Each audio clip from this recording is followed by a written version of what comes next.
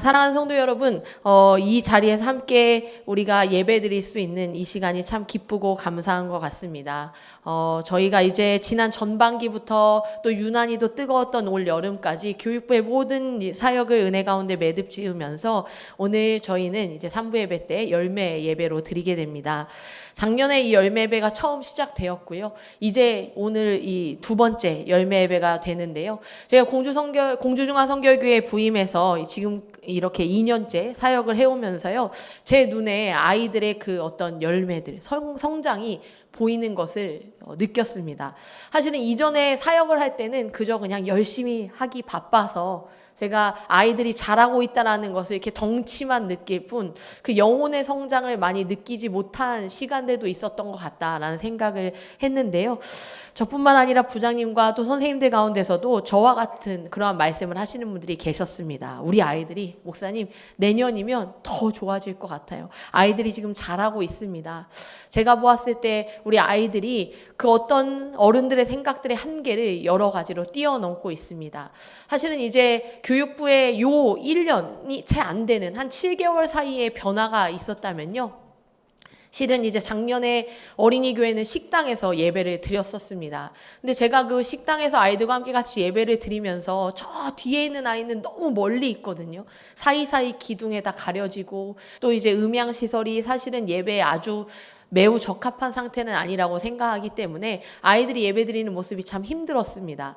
그래서 기도하고 또 교회에 요청을 드리고 교육부가 이렇게 마음을 모았는데요. 감사하게도 그 성가대가 이제 지하로 내려가서 연습을 또 해주시기로 하고 또 우리 어린이 교회가 다니엘실로 올라와서 예배를 드린 지가 지금 한 7개월째 되었습니다. 뿐만 아니라 어린이 교회가 다니엘실로 와서 예배를 드리려고 하니까요. 더 큰 문제는 청소년들이 더 일찍 와야 하는 일이 발생했습니다. 토요일에 오게 하냐, 주일에 일찍 오게 하냐, 여러 고민들을 했는데요. 주일 9시에 예배를 드리게 하자라고 이제 결정을 하고 그 이야기를 이제 청소년들에게 해야만 했습니다. 사실은 그 일이 나왔을 때 많은 사람들이 애들이 9시에 올까요? 지금도 예배 이미 되게 늦게 오는데요. 끝날 때야 다 오는데요. 이런 우려들이 참 많았습니다. 근데 감사하게도요. 우리 청소년들이 우리 선생님들과 또 우리 전사님의 섬김과 헌신을 통해서 그 모든 기후를 다 뛰어넘고 이미 찬양팀은 8시 20분부터 교회에 오고 있고요. 9시쯤이면 이제 어느 정도의 아이들이 와서 한 10분경에는 모든 아이들이 예배의 자리를 지키면서 예배 드리는 모습을 보았습니다. 그래서 사실 우리가 생각하는 것보다 아이들이 정말 잘하고 있다는 것을 많이 보게 됩니다. 또 다른 변화를 혹시 또 아실까요? 저 뒤에 이제 영유아 돌봄실이 생기면서 4명의 아기들이 이제 돌봄을 우리 영아부를 통해 돌봄을 받고 예배를 드리고 있는데요. 그 아이들이 처음 왔을 땐 누워 있었습니다. 엄마 품에 있거나. 근데 지금은 걷고 몇 가지 단어는 말도 합니다. 그래서 그 아이들을 보면서 제가요, 이거 유아교회와 영아부 사이에 부서가 하나 더 있어야 하는 것은 아닌가. 유아교회 어린이들과 차이가 큰데 걱정이 되어서 교회 안에 모든 공간을 훑어봤습니다. 그런데 도대체 유아부를 하나 더 만들기에는 마땅한 공간이 없어서 걱정이 됐는데요. 이번 여름 유아교회 캠프 때 그 영아부 아기 2명이 여름 캠프에 참여하고 있는 것을 보았습니다. 물론 거기서 뭐 율동을 하거나 하지는 못하지만 그 안에서 아이들이 함께 같이 있는 것을 보고 이럴 수 있겠구나. 그러니까 사실은 우리들의 생각보다 더 뛰어넘어서 아이들은 잘하고 있고 잘하고 있다라는 것을 보게 되었습니다. 그래서 내년에는 얼마나 더 좋을까, 얼마나 더 성장할까 이러한 기대들을 하게 되기도 합니다. 아이들의 예배 태도가 달라졌고요. 눈빛이 달라졌습니다. 그리고 더 나아가서 서로 함께하는 교제의 깊이가 달라졌습니다. 그것이 눈에 보입니다. 이러한 변화와 성장이야말로 정말로 감사한 열매가 아닌가 이렇게 생각을 합니다. 이번 여름에 각 부서의 성경학교와 또 우리 수련회를 돌아보면 가슴 벅찬 은혜 장면들도 참 많았는데요. 아직 기도가 서투른 그런 상황인 아이들도, 새 가족인 아이들도 많이 참여했지만 손을 모으고 눈을 감고 기도하는 모습들을 보기도 하고요.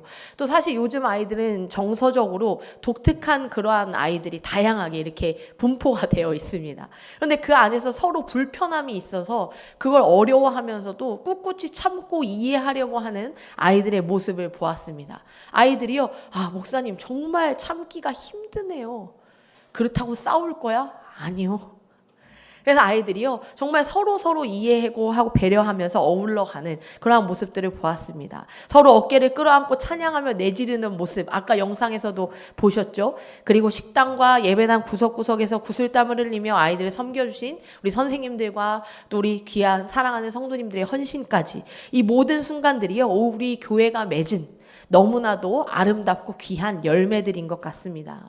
보이지 않는 곳에서 묵묵히 수고하신 모든 우리 선생님들과 또 기도와 후원으로 함께 해주신 부모님 또 성도님들, 그것이요, 우리 아이들의 마음에 생명의 씨앗을 심게 되는 줄 믿습니다. 그리고 그것을 자라게 하시는 하나님 앞에 모든 감사와 영광을 올려드립니다.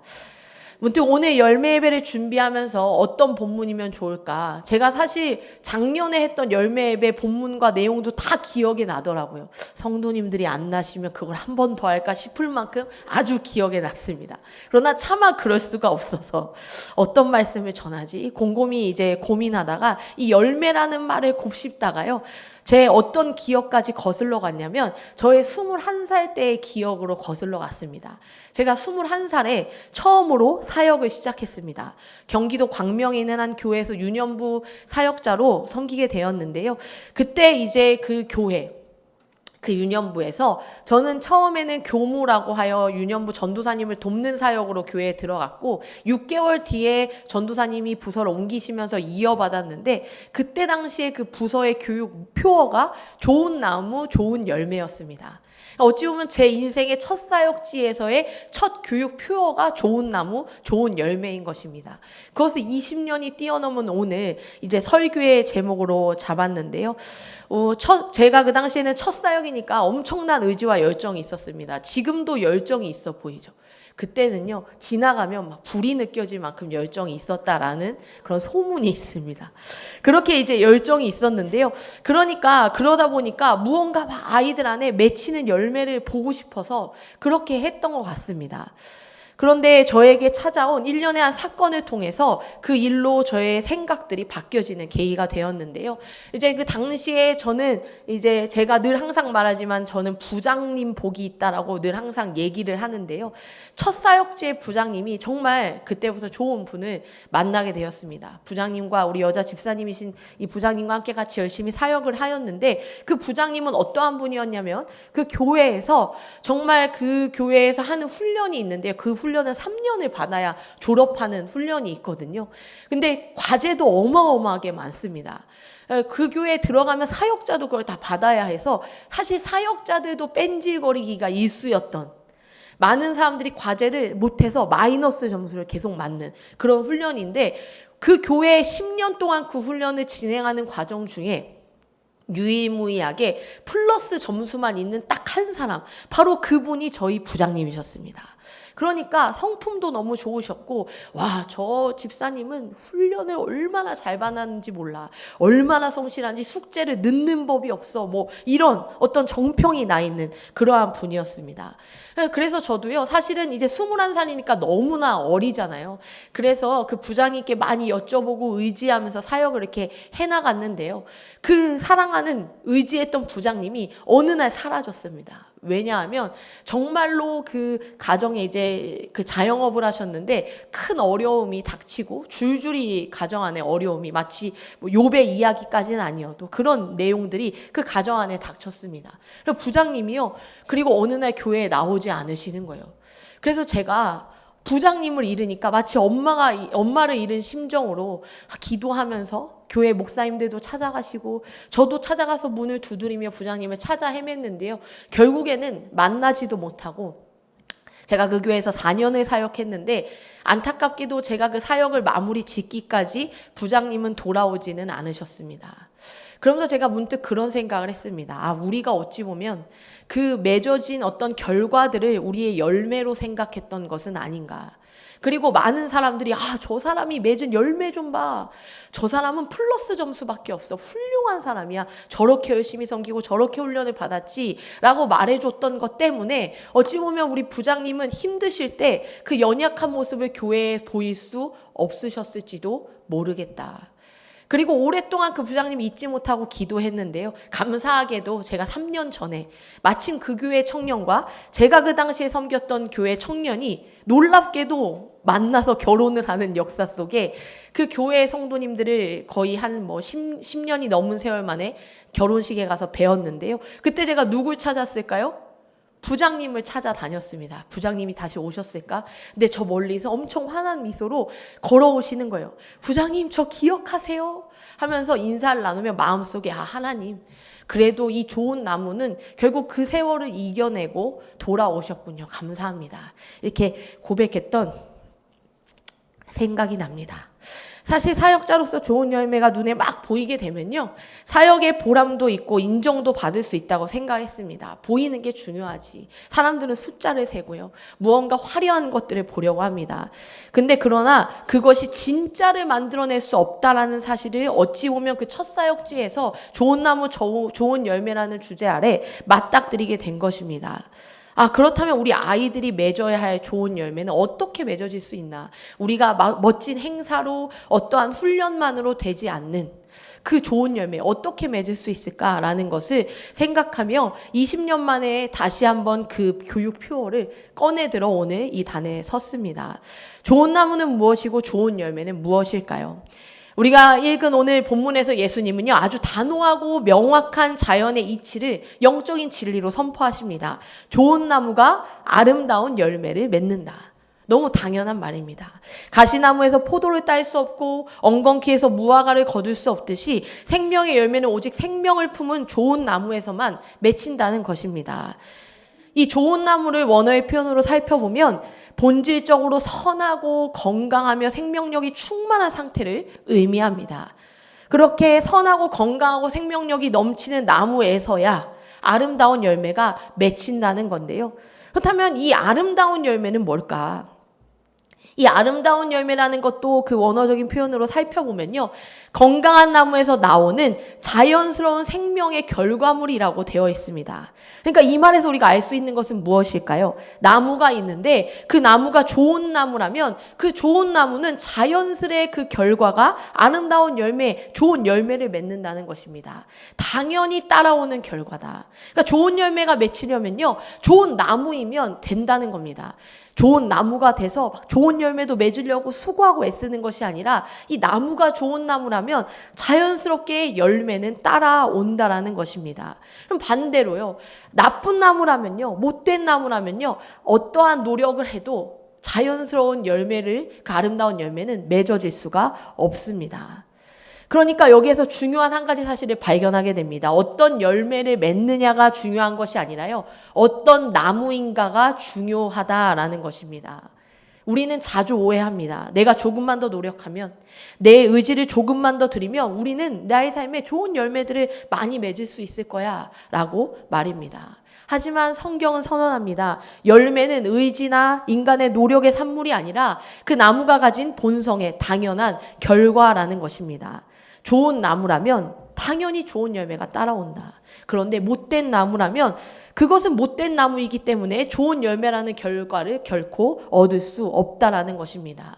너무 당연한 말씀 같지만 실은 우리가 살고 있는 세상은요, 이것을 당연하다고 생각하지 않습니다. 세상은 나무에는 관심이 없습니다. 그저 그들이 맺는 열매에 집중합니다. 어떤 나무인지, 어떤 나무에 열린 열매인지 보다 그저 그 열매만을 보고 평가합니다. 우리들도 그렇습니다. 교육부의 인원에 생각합니다. 인원이 많이 늘었네. 잘하고 있어. 근데 그 아이들 심령 안에 어떠한 신앙이 뿌리내려 있는지는 관심을 갖지 않습니다.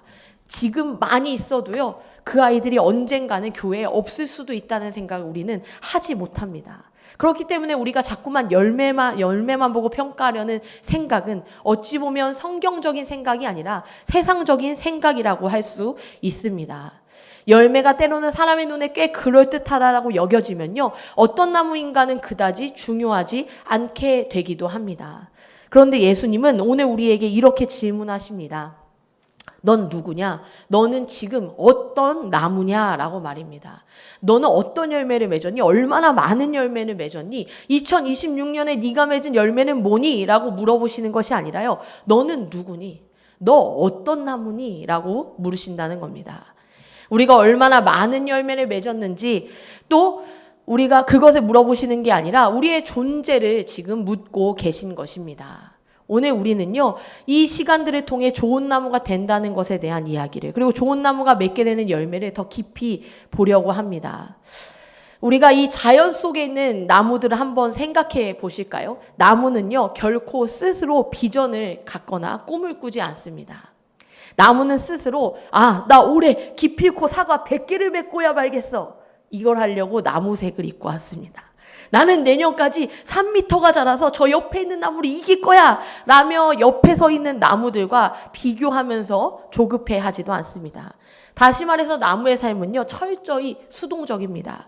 그저 누군가 심어놓은 그 자리에 심겨서 여름에 뜨거운 떼약볕을 맨몸으로 받아내고 무섭게 몰아치는 태풍에 가지가 꺾이는 아픔을 겪으면서도 겨울에 그 날선 칼바람 속에서 죽은 듯이 하루하루를 묵묵히 버텨낼 뿐입니다. 그렇다면 스스로 웅장한 비전도 없고 그저 수동적으로 그냥 어디에 심겨서 온갖 비바람을 다 막고 있는 다소 어리석게만 보이는 이 나무들이 도대체 무슨 수로 좋은 열매를 맺을 수가 있을까요? 수동적인 이 나무라는 존재가 능동적으로 하는 일이 딱 한 가지가 있습니다. 그것이 무엇이냐면요, 우리 눈에는 보이지 않는 땅속 깊은 곳으로 끊임없이 아주 치열하게 뿌리를 뻗어 내려가는 것입니다. 성경에 나오는 수많은 인물들 중에 이 좋은 나무의 본질을 가장 뼈저리게 보여주는 사람이 있습니다. 바로 요셉인데요.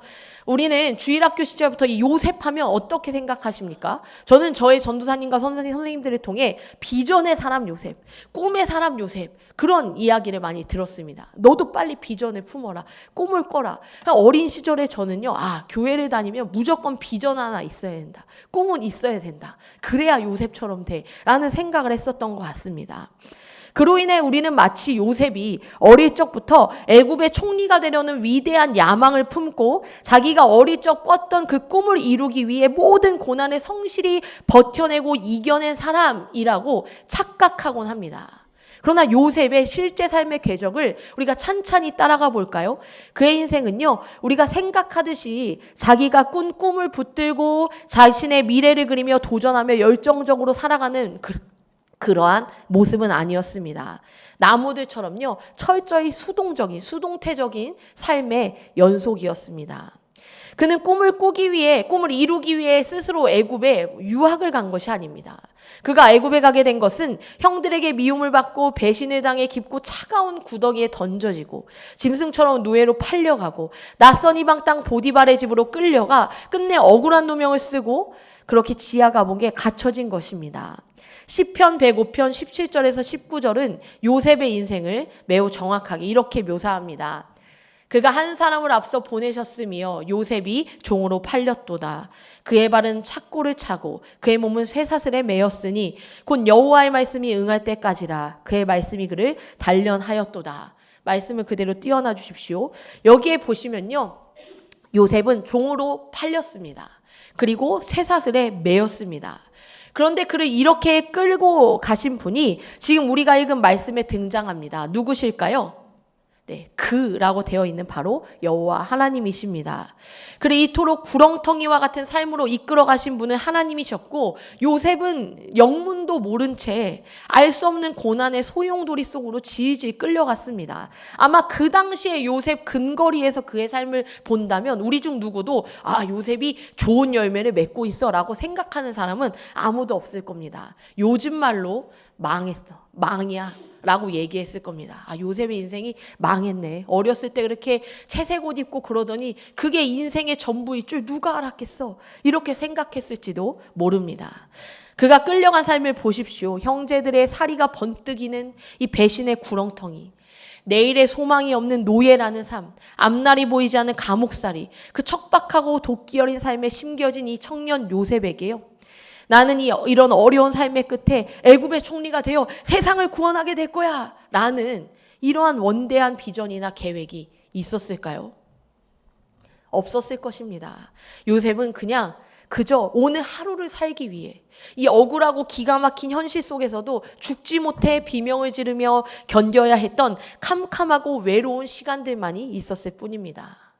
나무가 자기 마음대로 흙을 파서 다른 곳으로 옮겨갈 수 없듯이 요셉 역시 자신의 환경을 조금도 스스로 바꿀 수 없는 철저한 수동태의 삶을 살아야만 했습니다. 하지만 이러한 요셉이 위대한 것은요, 그 지독하게 수동적인 현실, 도망칠 곳이 없는 절망의 한 가운데서 포기하지 않고 그가 선택했던 유일한 능동적인 행동이 있었기 때문입니다. 그것은 바로 주변의 환경이 뿜어내는 원망과 분노의 독을 빨아들이며 사는 대신에, 그렇게 세상에 욕을 하고 비난하며 사는 대신에 생수의 근원이신 하나님을 향해 기어코 깊이 뿌리를 내리며 버티는 것이었습니다. 요셉이 보디발의 집에서 노예로 일할 때, 그리고 주인의 아내에게 그 유혹을 받았을 때, 우리는 그 이야기를 잘 알고 있습니다. 아무도 보는 이 없던 그 은밀한 곳에서 요셉은 어떻게 했습니까? 사실 그 손을 붙잡았다면 어찌 보면 더 살 길이 열렸을지도 모르고 더 윤택한 길이 열렸을지도 모릅니다. 와, 나한테 이렇게 기회가 오나? 라고 생각했을지도 모릅니다. 근데 요셉은요, 이렇게 이야기합니다. 창세기 39장 9절에 내가 어찌 큰 악을 행하여 하나님께 죄를 지으리이까? 사랑하는 여러분, 요셉은 내일 당장 내 인생이 어떻게 될지 모르는 절망 속에서 나를 노예로 만든 세상을 향해 앙심을 품거나 원망하며 하나님 뭐 하시냐고 이야기하며 그렇게 분노하지도, 또는 적당히 타협하며 쾌락으로 도피하지도 않았습니다. 그저 오늘 하루 나를 불꽃 같은 눈동자로 보고 계시는 하나님을 인식하며 신앙적 양심을 지켜낸 것입니다. 감옥에서도 마찬가지였습니다. 그는 감옥에 갇혀서 내 코가 석자인 상황 속에서 언제 죽을지도 모르는 비참한 죄수의 신분이었지만, 함께 갇혀있는 이 떡 맡은 관원장과 술 맡은 관원장의 얼굴빛을 살피고 그들의 아픔과 근심을 들어주는 여유와 긍휼을 보였습니다. 그들의 꿈을 해석해주고 시간이 흘러 마침내 바로 앞에 섰을 때에도 바로의 꿈을 해석해야 하는 그 결정적인 순간, 요셉은요, 거기서 자기의 능력을 과시하거나 이 왕의 눈에 들려는 어떤 욕심보다 이렇게 이야기합니다. 41장 16절에서 하나님께서 편안한 대답을 하시리이다 라며 이 지혜의 출처가 내가 아니라 하나님께 있음을 명확하게 밝히는 것입니다. 척박한 토양에 심겨졌지만 하나님을 향해 묵묵히 은혜의 뿌리를 뻗어 내리며 살아가고 있었던 것입니다. 그리고 바로는 그를 요셉의 총리로 세웠습니다. 그리고 바로가 이렇게 말합니다. 이와 같이 하나님의 영에 감동된 사람을 우리가 어찌 찾을 수 있으리요. 이 좋은 나무가 진가를 나타내는 것입니다. 이해할 수 없는 고난의 환경 속에서도 하늘을 향해 가지를 뻗으며 하나님의 은혜를 구하는 것, 캄캄한 현실 속에서도 그저 오늘 하루 주님을 놓지 않고 묵묵히 버텨내는 삶, 이것이 우리처럼 수동적으로 살아갈 수밖에 없는 인생, 그 연약한 인간이 할 수 있는 가장 위대하고 능동적인 믿음의 결단이라는 것입니다. 즉 하나님께 깊이 뿌리 내림이라는 것입니다. 참 여기서 한 가지 더 기억해야 할 것이 있습니다. 뿌리를 내리는 것은 나무의 몫이지만 열매를 맺게 하시는 분은 전적으로 하나님의 몫이라는 사실입니다. 나무가 생명의 근원이신 하나님께 뿌리를 내리고 묵묵히 버티고 있으면 때를 따라 따뜻한 햇빛을 비추시고 또 늦은 비와 이른 비를 내리시며 기어이 생명의 열매를 맺게 하시는 분은 창조주 하나님이십니다. 마침내 하나님의 거대한 구속사의 때가 이르렀을 때 요셉은 애굽의 총리의 자리에 오르게 됩니다. 그러나 여러분, 애굽의 총리가 된 것 그 자체가 요셉의 진짜 열매일까요? 아닙니다. 총리라는 자리는 하나님이 요셉을 통해 진짜 열매를 맺게 하시기 위해 입혀주신 잠시 동안의 옷이요, 사용하신 도구에 불과합니다. 자연계의 나무를 다시 한번 떠올려 보십시오. 사과나무가 사과를 맺을 때 자기가 그것을 다 따먹기 위해 맺습니까? 그러지 않습니다. 나무는 단 한 번도 자신이 맺은 열매를 스스로 먹지 않습니다. 이 열매의 본질은 언제나 타인을 향해 있습니다. 남을 먹이고 남을 살리는 것이 진짜 열매라는 사실입니다. 그렇다면 요셉이 좋은 나무로서 맺은 진짜 열매가 무엇일까요? 7년의 극심한 대기근 속에서 굶어 죽어가는 수많은 사람들의 생명을 살리는데 하나님은 그를 사용하셨습니다. 생명과 구원의 열매였습니다. 자신의 노예로 팔아넘겨 평생을 아픔을 안겨준 원수 같은 형들을 품어 안고 이스라엘이라는 언약의 공동체를 다시 세워낸 화해와 사랑의 열매였습니다. 요셉이라는 한 그루의 좋은 나무가 맺은 열매는 결코 요셉 개인의 성공 스토리나 부귀 영화로 끝나지 않습니다. 그 열매는요, 자신을 넘어 타인을 살리고 세상을 먹이고 생명을 구원하는 위대한 하늘의 양식이 된 것입니다. 이 모든 것은 요셉이 젊은 시절 치밀하게 세웠던 어떠한 계획이나 그가 꿈꾸며 품어온 야망이 만들어낸 것이 아닙니다. 매일매일 울며 괴로워하며 비명을 지르면서도 끝내 하나님을 놓지 않았던, 하나님이 끌고 오신 자리, 곧 하나님 앞에서의 삶을 포기하지 않았던, 그렇게 하나님께 깊이 뿌리 내리며 살아온 요셉의 견딤과 버티기 위해서 우리를 사랑하시는 하나님의 크고 놀라운 섭리와 열심히 맺어낸 가장 아름다운 결과였습니다. 하나님께 깊이 뿌리 내린 좋은 나무가 자연스럽게 맺어낸 좋은 열매였다는 것입니다. 이번 여름 사역을 돌아보면 우리 다음 세대 아이들은요, 바로 이 타인을 향한 열매를 풍성히 누렸습니다. 여기 계신 신앙의 선배님들이 하나님 앞에 깊이 뿌리 내려 맺어주신 그 헌신과 섬김의 열매, 그 생명의 열매들을 우리 아이들이 풍성히 누렸습니다. 우리 아이들 또한 그리고 나아가 하나님께 온전히 뿌리 내리는 나무로 자라기 시작했습니다. 우리 다음 세대 자녀들이 믿음의 선배들을 통해 하나님께 뿌리 내리는 삶을 배우고 든든히 자리 잡게 된 것처럼 이제 우리의 아이들의 삶의 목적이 그렇게 달라질 것입니다. 그저 자기 혼자만의 성공, 성취를 위해 아등바등 살아가는 그러한 인생이 아니라요, 요셉처럼 타인을 넉넉히 살려내는 생명의 열매를 맺는 아이들이 되고 다친 관계를 여는 화해의 열매를 맺어 세상을 향해 아낌없이 내어주는 복된 인생이 되는 우리 아이들이 될 것이고, 또한 그러한 우리 신앙의 선배님들이자 부모님들이 되시리라고 믿습니다. 사랑하는 성도 여러분, 좋은 열매를 맺는 사람으로 살아가기를 원하십니까? 그렇다면 기억해 주십시오. 비바람이 치고 때로는 우리의 삶에 이해할 수 없는 밤이 찾아오더라도 나를 심으신 그 자리에서 오늘 하루 내가 하는 일, 내가 할 수 있는 일에 최선을 다하여 묵묵히 버텨내는 것.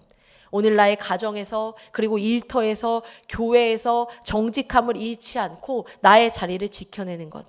사람들이 때로는 인정해주지 않더라도, 또는 사람들의 시선이 닿지 않은 혼자 있는 시간에도 하나님 앞에선 코람데오의 신앙으로 하루를 살아내고 버텨내는 것.